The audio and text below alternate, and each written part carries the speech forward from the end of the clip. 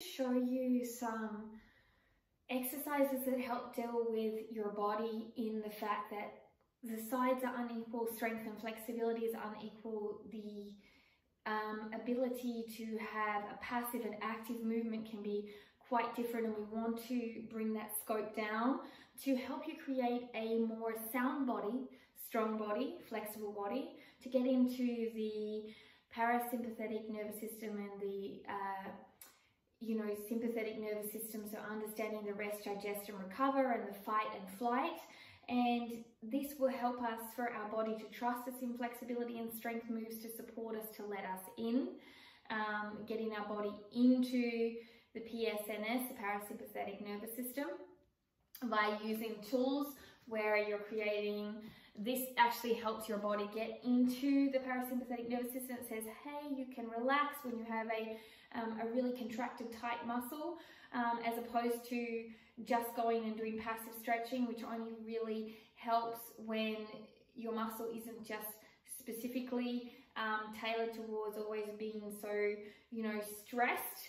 And the other important thing to understand is these types of skills help you to develop more flexibility. So if you're training in yoga, it helps you to develop more flexibility without injury because you have more control and strength and flexibility encompassing. It will help towards your splits, and it will help towards your pike presses and any compressional moves. So let's get started. The first exercise is we're going to release the calves. So this is great for anybody. You're going to use your peanut and you're going to place your leg onto that peanut only on one side. So you can use just one ball and put as much weight as you want on it. You can even lift up. Find a really sensitive spot and just hang out here. And you're hanging out here to release any of the tension. Calves get quite tight from running, from high heels, from cycling, from basketball, you name it, from pretty much anything, even yoga, doing insanity workouts. So this is a great release. Once that's released off, you could stay there a minute, find another tight spot. You may even want to roll out to the side of the gastrocnemius, the calf, and find a wonderful spot. The more pressure you put on, the more intense it becomes. And once you've done a few spots or you feel it's released, you head to the other side. This is also very important for you if you're trying to get more flexibility in your hamstrings. The calf actually decreases that and causes a lot of issues. So it's important to release that area as well, making sure that you have space in not only the hamstring but the calf muscle. Everything all connects. So when one is tight, something else is going to be restricted. Okay, so once you have released that, we're going to go into some sciatic nerve releases. Again, this is fantastic for anyone who has sciatic nerve problems. Brilliant for yoga and flexibility, and brilliant in general as we move up towards the larger number scale, because it tends to be something that can be quite irritable on us. So we're going to bring one knee into our chest, hug it in tightly, other knee is bent. From here, we're going to point until we feel something. So you know I can do a lot of flexibility, but the point is to move it until I can feel something. Flex and bring back. Point, flex and bring back. When you point until you feel something and flex, you've got to feel it move the position of the tension. 4, I'm going to do 5 on each side, but I'm now going to do 5 flexed first, just holding in the flex. So each one is catering for a different type of ability to release. Such a simple exercise, but makes a huge difference. Again, grabbing the leg, pushing it into your chest, relaxing down. Point, feeling it here a little earlier than the other one, and flex. Point and flex. What you're also going to see is by the time I've done these exercises, I'm ready for my splits too. So it's a great warm up if you're working on your splits, going into the flex foot. It's also fantastic warm up if you're working on that pike press, L-sits, and any calisthenics type of movements or gymnastic or dance movements. Now, just so you know, if you want to intensify this, what you do is you bring your knee diagonally across towards the upper shoulder. Okay, from here, then you point and flex. This is going to intensify it if you are not feeling it as much, or if you think want more intensity, okay? So be gentle and listen to your body. You can do point and flex and flex. So here, this knee stays still, this one comes across and up to the opposite shoulder, and then point until you feel something, and then flex. Point until you feel something, and flex on the way back. Okay, so as I said, I'm doing 5 each side, okay? So that's the next move up if you want to intensify it. From here, once you have felt like that release, we want to do a little bit of internal, external rotation to help with your movements. And some of these exercises I will have showed you, but this is a fantastic thing to do. I do this once a week, all these exercises together. So feel the stretch and nice strength in your arm, put it down. So you're going to have that resistance. You're going to move in as far as possible. Try not to lift your bottom off the ground, and then move out. So as a yoga practitioner, what I've been doing is been searching to create a more sound movement. A lot of yogis actually get very injured because they're pushing their body above their means without the safety and understanding that cross-training and therapy training, myofascial release, weight training is all a very important part of it. So when you learn to not overuse our body, learn to listen to our body, learn to build awareness of our body, we are able to create a much safer practice. One size doesn't fit all. You have to find what works for you. So we get about 10 of them to swap sides. And it's very important, I found personally for my body, to do therapy or myofascial release types of movements at least once a week, not just yoga itself, okay? So I do cross training in moves like this to build my flexibility, and I know it doesn't look like a good interruption, but I know it doesn't look like much, but it has made a huge difference to injury prevention for me, and also to feel better in my movements as well. So just food for thought. If you are doing sport, make sure you incorporate these types of things.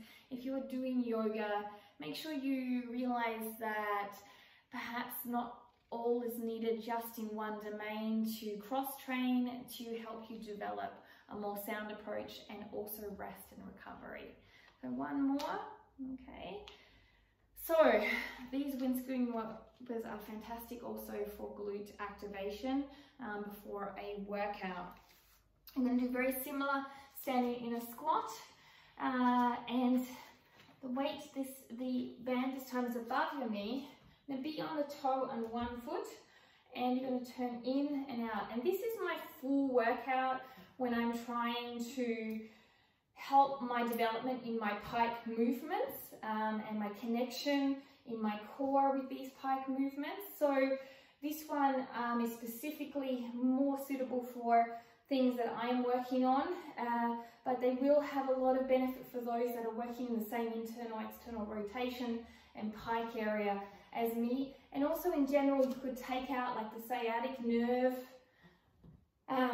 movement that we did lying on the ground, or this movement if you're doing kicks and pike presses, and this will help you, or you're working on splits. So everyone will find a benefit in some way or another, okay? Always use your control. Let's do 3 more. 3, 2, and 1. So the lower you go in this movement, just keeping my list on, the more intense you're going to feel. So this next one is, I have a band around my pole, and I'm going to do a glute stretch that's going to release the glute via some pressure with the band. So I'm going to move myself quite a far bit back to get the extension of the band working, and I'm going to put this in my hip area, and then I'm going to work at flexing my foot to protect my knee and releasing for about 40 seconds, just rolling around. You might bring the leg up, you might bring the leg down, you might bring the knee across, and just feeling the release into this glute area.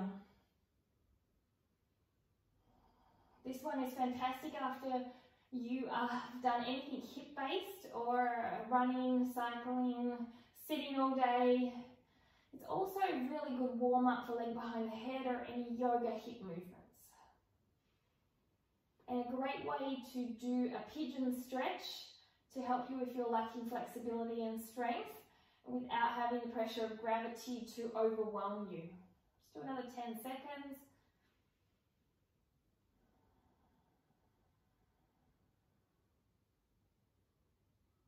And release. So I'm going to do the other side now. Placing it into my hip socket, bringing this round. Sometimes it can feel a little bit uncomfortable. Flexing that foot, very, very important and active here. Always activations. Although people are doing stretching and it seems passive, it has to be active to be effective and to be avoiding injury. One side will feel different, so you can release it out. Sometimes I like to straighten up and then come back into the movement. Helps me to release out a bit.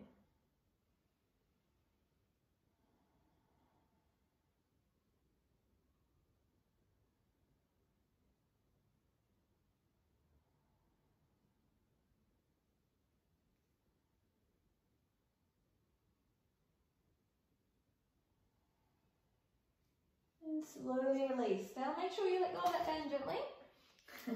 Can be fun if you don't, but probably best not to, especially if someone else is around. Brothers and sisters do that to each other. So from this release, we're going to do a little bit of pike work, which is our legs are out straight. I'm going to place this behind my back into the arch of my back. This is going to make it a little more difficult to keep my hips and my shoulders to the wall. You could use also other, this is the only cushion I have, a rolled up blanket or towel. Okay, I'm going to sit up and scoot back. So I'm getting my hip and my shoulders on the wall here. And from here, you can start when you're learning. And first, you might not be able to lift anything off one leg. And this might be all you can do. And as time, you get stronger. So you do 10 on each side, lifting up.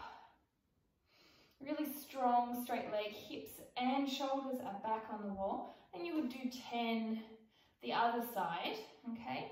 Now, really make sure if it's too hard with something rolled behind you, place that away. And then if you have the ability and the strength, particularly if you're working on pike press and L sit and those types of things, start to lift both feet off with your shoulders and your hips on the wall. And you're doing about 10 reps. So it's only a very, very, very small move, but super strong move, okay?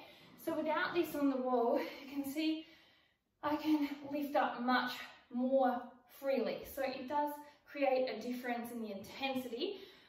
So be mindful of that as you go through. So now we're going to do a little leg-based circle. And from here, you are going to place this band around your ankle. If you need to, because you can't reach the floor, you are going to put a block down or something you can lean on so you're here. Chest is up. I can reach the floor, so I'm going to stay here. And we're going to do a little circular motion with our feet here. So from here, I'm going to bring it out to the side, round to the back, and back. 1, keeping my hips not going up, keeping them even. 2, keeping my chest up, not rounding down. 3, 4, 5, 6, 7, 8, 9, really good core and hip, and 10. So the other leg here is not completely straight, it has that slight bend in it here. So it's really important that you keep a slight bend in it, okay? Now, get ready again. Leg comes out to the side and 1, chest up. 2, hips equal. 3, 4, 5, 6, 7, 8, so still a slight bend, it's not completely locked. 9, it's very minimal. 10, okay? Now from there, we are simply going to hold a split, a hamstring stretch with a leg raised here. So you could use a block or a book. And all I'm going to do is lean forward and hold for about 30 seconds to a minute. Keeping my hips even, so scissor them together.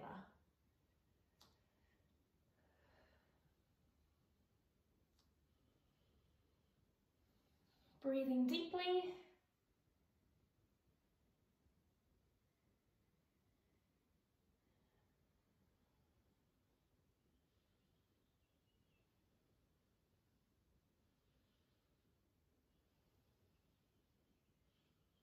Let's do another 10, 9, 8, 7, 6, 5, 4, 3, 2, 1.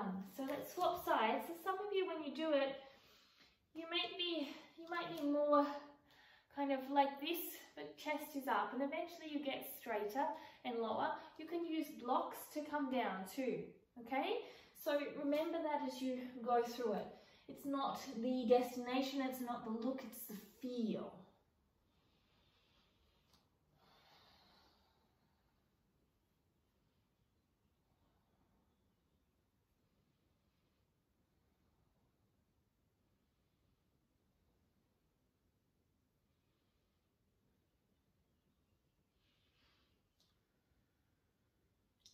Another 15.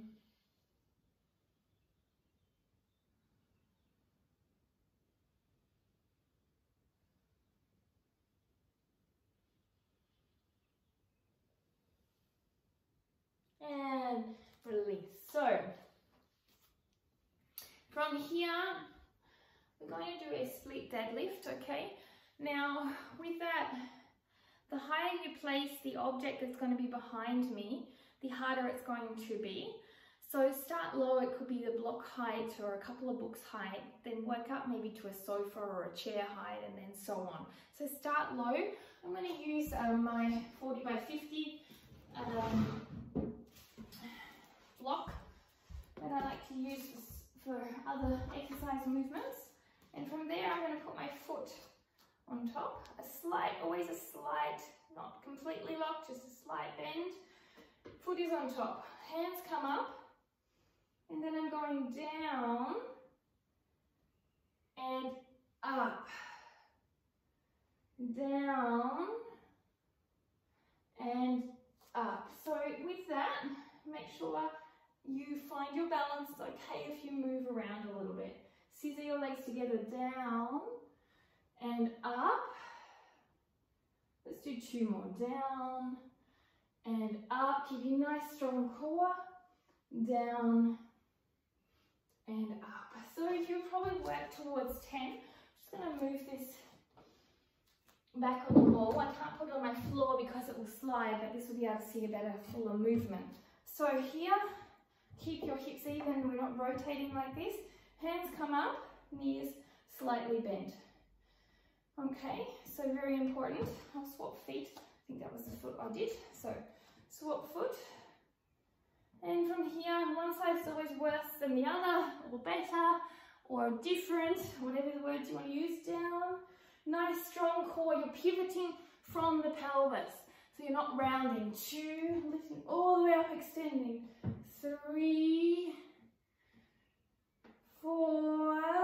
Let's do 1 more. Nice straight back leg. 5. Okay, so eventually what happens is, for me, I'm doing about generally this height and doing it from a table. So you get higher, but you start low, maybe you start at this height where the word sport female is. So take your level. So then from there you can start practicing your splits. So I'll just move these things out of the way. So I like to sit a good minute in my split. If you have blocks and you're working towards it, maybe you're working here, or maybe, as I said, you're coming down into your split here, okay? Now the good thing is not to do this, okay? If you're doing this, you need to square off, and that's why Blocks are very important, okay?